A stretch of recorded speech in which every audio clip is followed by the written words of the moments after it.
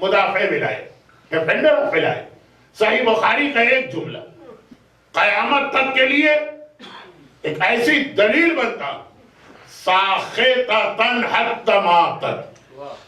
صحیح بخاری میری فیلڈ نہیں، اس کے لیے دوسرے لوگ ہیں، یہ میرا شعبہ نہیں، لیکن یہ والی حدیث ساخطۃ حتی ماتت، زہرا اتنی ناراض رہی حتی ماتت، یہاں تک کہ ان کی موت ہو گئی۔ یہ کہنا ضروری، اس لیے کہ کتنی ہی حدیثوں میں یہ تبدیلی کی گئی، ہاں ناراض تھے لیکن بعد میں راضی ہو گئے تھے، کتنی حدیث۔ تو یہ جو ایک لوگوں نے نسخہ نکالا ہے کہ اپنی طرف سے یہ ایڈیشن جہاں دل چاہے کر لو، حرام کو حلال، حلال کو حرام، دشمن رسول کو محب رسول بنا ڈال۔ بلکہ کچھ بزرگ ایسے ہیں جن کو شاید یہ واقعہ یاد ہو، سر سید احمد خان کے بیٹے کا جسٹس محمود پھانسی میں چڑھایا گیا اور وہ رسہ ٹوٹ گیا اور وہ مجرم گر پڑا تو انہوں نے اس کی جان بخشوا دی۔ تو آگے پھر یہ لفظ آتا ہے کہ ٹل ڈیتھ کا جو اضافہ اب کرنا پڑتا ہے قانون۔ یہ نوجوانوں کے لیے نہیں، ان کی سمجھ میں بھی نہیں آئے گا کہ مولانا کیا بول کے کہاں سے آگے بڑھ گئے۔ مجھے یہ گھڑی بہت پریشان کر رہی ہے، اس لیے میں بہت آگے بڑھ گیا۔ لیکن ساخطۃ ناراض تھی زہرا، یہاں پہ اگر روایت آتی تب بھی کافی تھی، مگر پھر بھی لوگوں کو چانس مل جاتا اس کے اندر بہت سارے ایڈیشن کا۔ تو امام بخاری نے پوری روایت لکھی حتی ماتت، یہ جملہ۔ علامہ عبدالحسین امین شہزادی کونین کے دو لقب پہ آج مجھے بات کرنا تھی، ایک پہ کل بات ہو گئی تھی، دو پہ آج بات کرنا تھی، لیکن وہ دو تو ابھی رہ گئے، یہ چوتھا لقب، the defender of ولایت علی، علامہ عبدالحسین امین۔ بہت مشہور ان کا واقعہ، یہ ہماری تاریخ کے اور ریسنٹ ہسٹری کے بہت بڑے عالم۔ الغدیر ماسٹر پیس ان کی ہے، جو غدیر کے موضوع پہ 10 والیوم میں انہوں نے کتاب لکھی۔ البتہ خود وہ بھی اقرار کرتے اور نجف حکم کا پورا حوزہ علمیہ بھی اقرار کرتا، یہ غدیر کے عنوان پہ اصل کتاب جو لکھی گئی وہ لکھنؤ سے لکھی گئی، میر حامد حسین اور ان کے بیٹے سرکار ناصر الملہ۔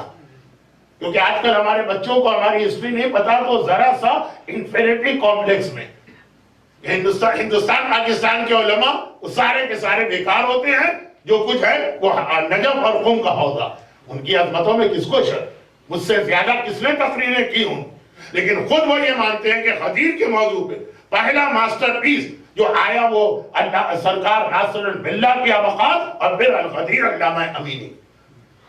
تو یہ فقہ، عقائد، تفسیر اس کے بڑے عالم نہیں تھے، یہ تھے علم کلام، یعنی جو شیعہ سنی مسئلے ہوتے، لیکن ایک ریفائنڈ انداز، تو تڑاک گالم گلوچ یہ اہل بیت کے ماننے والوں کا طریقہ کار ہی نہیں۔ اب ان کا ایک واقعہ ہے، کتاب کا ریفرنس تو صرف ان کے انٹروڈکشن کے لیے دیا کہ وہی الغدیر لکھنے والے علامہ امین۔ اچھا اب دیکھیے یہ ہیومن نیچر، ایک ہی واقعہ دو جگہ پیش آئے، حلب میں بھی، ایلیپو جو آج کل دشمنان اہل بیت کا سب سے بڑا مرکز بنا ہوا ایلیپو، وہاں اس واقعے کے نتیجے میں ہنڈریڈز اور ہنڈریڈز غیر شیعہ بنے، اور وہی واقعہ مکے میں پیش آیا، وہاں بھی لوگوں نے وہی دلیل سنی اور خاموشی سے اٹھ کے چلے۔ علامہ عبدالحسین امینی یا علامہ امینی شارٹ کر کے حج پر گئے، اور یہ شاہ سعود کا زمانہ تھا۔ اچھا یہ جو جتنی دشمنیاں شیعہ سنی کے درمیان آج کل پیدا کر دی گئی، پہلے اختلافات تھے، دشمنیاں تھی، لیکن اس انداز کی نہیں تھی۔ یہ ایران کے انقلاب کے بعد، یہ صحیح اسلام کے انٹروڈکشن کے بعد دونوں فرقوں میں ایسے آدمی پلانٹ کیے گئے کہ دونوں فرقوں کے لوگوں کو بڑے اچھے لگنے لگے، تو بہت اچھی باتیں کر رہے، اور ان کا ایک ہی مقصد تھا کہ کسی طرح مسلمانوں کو ڈیوائیڈ کیا جائے۔ خالی امام خمینی ہی نے نہیں فرمایا کہ جو شیعہ سنی اختلاف کی بات کرتا ہے وہ نہ شیعہ ہے نہ سنی۔ آغا سیستانی نے بھی حال میں یہ کہا کہ یہ آپ کے بھائی ہیں اور بھائی کی طرح سے ان کے ساتھ ٹریٹ کریں گے۔ لیکن باتیں بہت بڑھتی چلی جائیں گی تو میں پھر اصل واقعے پر ہوں۔ جب وہ مکہ مکرمہ حج پر گئے، ایک پرسنالٹی تھی، اور لبنان کے سارے شیعہ سنی کرسچن سب جانتے کہ کتنی پاورفل پرسنالٹی ہے. تو مکے میں خانہ خدا کے امام جماعت نے دعوت دی. اب یہ جو جملہ آ گیا ہے، یہ پہلے اختلاف تھے، دشمنیاں تھی، کفر کے فتوے بھی تھے، لیکن اس کے باوجود میل ملاپ تعلقات یہ سب ہوتے. شاہ سعود جب شاہ ایران کے زمانے میں ایران کی وزٹ پہ گیا تو خاص اس نے خواہش ظاہر کی کہ مجھے قم جا کے آغا بروجردی جیسے عظیم عالم سے ملاقات کرنا. ہمارا کتنا بڑا مرج ہے، اپنے ہی مومنین گالیاں دیتے ہیں، لیکن خیر آغا بروجردی کے زمانے تک ایک احترام مراجع کا تھا. آغا بروجردی نے منع کر دی. مہمان آ رہا ہے، منع کرنے کی ضرورت نہیں تھی، لیکن کہا کہ وہ یہاں قم میں آئے اور میرے گھر آئے گا. شاہ سعود معصومہ قم کے روضے پہ نہیں جائے گا، تو ان کے عقیدے کا مسئلہ، اور میں یہ برداشت نہیں کر سکتا کہ کوئی شہزادی معصومہ قم کے شہر میں آئے اور نعوذ باللہ ان کو اگنور کر کے مجھ سے ملاقات کے لیے آئے. آیت اللہ محسن الحکیم نے جب حج کیا تھا 66 میں غالباً، خود شاہ فیصل نے ان سے ریکویسٹ کی تھی کہ مکے کے حرم میں نماز جماعت کو آپ لیڈ کریں. میں یہ بتا رہا ہوں کہ وہابیت پہلے بھی تھی، لیکن یہ کچھ ان یوزول طریقے سے دشمنیاں بڑھائی گئی ہیں. تو آغا امینی وہ ان دونوں مراجع کے مقابلے میں سٹیٹس وائز بہرحال کم ہے. یہ توہین کا جملہ نہ بنے. چنانچہ بلائے گئے، دعوت تو بہت آئی، لیکن وہ سب کو منع کرتے رہے. الغدیر ایسی کتاب لکھی امام علی کی ولایت پر، لیکن unnecessary شیعہ سنی بحث میں وہ لگنا نہیں چاہتے. جو آج کل کے چھوٹے چھوٹے بچے ابھی صحیح معنوں میں وہ شاید پیدا بھی نہیں ہوئے اور اتنے بڑے بڑے مسائل میں دخل دینے لگے. کہ یہ unnecessary مسئلہ وہ اپنا عقیدہ بدلیں گے نہیں اور بلا وجہ ایک دشمنی بڑھتی چلی جائے گی. ہر جگہ منع کیا، لیکن جب امام کعبہ نے ان سے ریکویسٹ کہ بہرحال آپ اتنے بڑے عالم آئے ہیں اور ہم آپ سے استفادہ کرنا چاہتے ہیں، کہ بس یہی بات، میں آ جاؤں گا کھانے پہ، لیکن کوئی کسی قسم کی بحث آرگومنٹ مناظرہ نہیں ہو. کہا چلے یہی صحیح.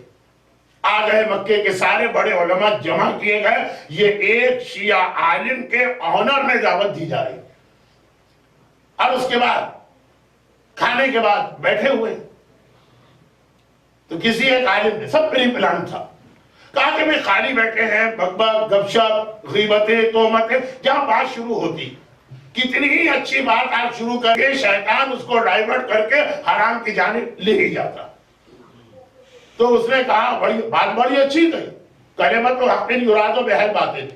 مولانا نہج البلاغہ میں تو فرمایا کبھی کلمہ حق ہوتا، سامنے والے کا ارادہ اس سے باطل ہوتا. جیسے کلمہ حق ہے کہ ہم مصائب سیدہ دنیا کو بتانا چاہتے ہیں، لیکن ارادہ جو ہے مصائب سیدہ نہیں ہوتا ہے، مسلمانوں کے درمیان ڈیویژن پیدا کرنا ہوتا. خیر، تو اب بات بہت اچھی گئی. بھئی ہم لوگ خالی بیٹھے کھانے کے بعد دنیا بھر کی باتیں کر رہے ہیں فضول. ایسا کیوں نہ کریں، کلام رسول. ہر عالم ایک ایک حدیث سنائے جو اس کو بہت پسند، صرف حدیث، کوئی آرگومنٹ نہیں، کوئی ڈیبیٹ نہیں، کوئی مناظرہ. بات یہ بھی اچھی بات. اب شروع ہوئی حدیث، اور ساری حدیثیں ایک ہی انداز کی. بعض ایسے لوگوں کی تعریف کی جا رہی ہے جن کی کبھی پیغمبر نے تعریف کی ہی نہیں. کہا رسول نے ان کے بارے میں یہ کہا ایک حدیث، دوسرے نے دوسری حدیث سنائی، تیسرے نے تیسری حدیث سنائی. علامہ امینی سمجھ گئے کہ یہاں اس وقت یہ حدیث سنانے کا مقصد کیا کہہ کے حدیثیں سنائی جا رہی ہے کہ ہم خالی بیٹھیں گے غیبت ہو، ہم خالی بیٹھیں گے دنیاوی باتیں ہوں، کلام رسول. مگر ساری حدیثوں کا ایک ہی سٹائل تھا. آخر میں علامہ امینی کی باری ہے. انہوں نے کہا میں بھی ایک حدیث سناتا ہوں. یہ ہے کل کے ایک جملے کی مزید وضاحت کہ سورہ قدر کے آخر جو آیت آئی ہے وہ یہی، آغاز شہزادی کونین، اختتام زمانے کا امام، حدیث سنا. اب یہ وہ حدیث ہے جسے آج متعصب دشمنان اہل بیت علماء ڈینائی بھی کرنے لگے. اس وقت پورا وہابی مجمع بیٹھا ہوا ہے، سب کو حدیث سنا کے کہا یہ حدیث صحیح ہے کہ نہیں؟ من مات ولم یعرف امام الزمانے ماتا میتۃ الجاہلی، جو مرے اور معرفت امام نہ کرے تو وہ جاہلیت کی موت مرا۔ کہا یہ حدیث صحیح ہے کہ نہیں؟ سارے علماء نے کہا بالکل صحیح، یہ تو ہمارا نظریہ ہے، یہ تو ہمارا عقیدہ۔ کہا پھر ایک بات بتا دی کہ شہزادیہ کون ہے؟ امام زمانہ کی، یعنی جس زمانے کی وہ تھی۔ امام زمانہ سے عام شیعہ کے ذہن میں تو 12ویں امام آتے، لیکن پہلے امام کے زمانے میں اپنے زمانے کے امام کی معرفت رکھتی تھی کہ نہیں رکھتی تھی؟ جس زمانے میں شہزادی تھی اس زمانے میں جو بھی امام ہوگا، رسول کی بیٹی اپنے زمانے کے امام کی معرفت رکھتی تھی کہ نہیں رکھتی؟ اگر آپ کہہ دیں کہ نہیں رکھتی تھی تو گویا آپ کہہ رہے ہیں کہ فاطمہ جاہلیت کی موت مری۔ ہو سکتا ہے کہ آج کوئی ایسا سخت متعصب دشمن اہل بیت ہو جو یہ کہہ دے، لیکن نہیں، اس وقت یہ وہابی علماء بھی، اور میں 500 سال پہلے کی بات نہیں کر رہا، 50-55 سال پہلے ان میں بھی یہ ہمت نہیں۔ آج مکے کے اندر آپ نماز جمعہ کا خطبہ سنیں، شہزادی کونین کا بھی ذکر ہوتا، بہت جلدی ہو جاتا ہے، اتنی تیزی سے ہو جاتا ہے کہ لوگ سمجھ میں نہیں پاتے، لیکن ہوتا۔ شہزادی کی ذات تو ایسی ہے کہ جس میں کسی فرقے میں اختلاف نہیں۔ یہ بتائی کیا فاطمہ جاہلیت کی موت پر؟ سارا مجمع توبہ توبہ کرنے لگا، یہ کیسے ہو سکتا؟ رسول کی بیٹی جاہلیت کی موت تو مر ہی نہیں سکتی۔ تو کہا بتائیے ان کے زمانے کا امام کون؟ وہ تھا جسے آپ کہتے ہیں، تو پھر یہ کیسے جملہ آ گیا ساخطۃ حتی ماتت؟ فاطمہ اس سے تو اتنا ناراض رہی کہ مرتے دم تک ناراضگی ختم نہیں۔ اگر وہ امام زمانہ فاطمہ کا تھا تو امام زمانہ سے ناراضگی خود دلیل اس بات کی ہے کہ معرفت نہیں، اور ناراضگی اس بات کی دلیل ہے کہ فاطمہ نے اس کو امام نہیں مانا۔ تو کون تھا فاطمہ کا امام؟ جو فاطمہ کا امام تھا وہی ہمارا امام۔ محمد